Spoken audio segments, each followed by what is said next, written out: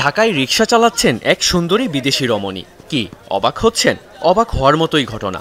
এমনই এক অভিনব ঘটনা ঘটে গেল home of cricket Mirpur Sher-e-Bangla জাতীয় স্টেডিয়ামে। বিসিবির এক অভিনব উদ্যোগে মিরপুরে শুক্রবার ক্ষণিকের জন্য আইরিশ নারী ক্রিকেটার হয়ে গেলেন রিকশাওয়ালি।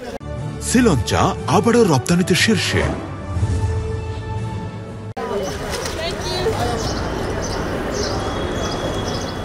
শুক্রবার দ্বিতীয় ম্যাচের আগের দিন আইরিশদের অনুশীলনের আগে ঘটে এই ঘটনা।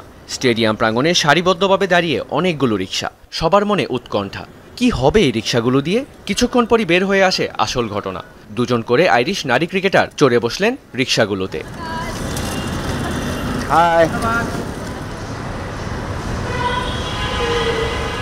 স্টেডিয়াম প্রাঙ্গণেই সারিবদ্ধভাবে কয়েক রাউন্ড ঘোরানো হয় আইরিশ রমণীদের। অনভ্যস্ত হলেও ভ্রমণটি যে বেশ উপভোগ করেছেন সেটি ফুটে ওঠে তাদের চোখে মুখে। ছবি তুলেছেন, অনেকে আবার করেছেন ভিডিও।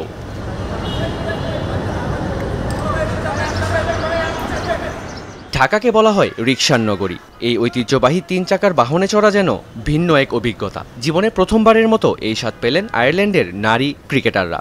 এমন দৃশ্য যে কারো নজর কাড়তে বাধ্য। সেই সাথে বাংলাদেশের ঐতিহ্য ও সংস্কৃতির সাথে ভিন্ন দেশের মানুষের পরিচয় করিয়ে দেওয়ার বিসিবির এই উদ্যোগ নিঃসন্দেহে প্রশংসার দাবিদার। মেহেদি রিয়ান, যমুনা স্পোর্টস, ঢাকা।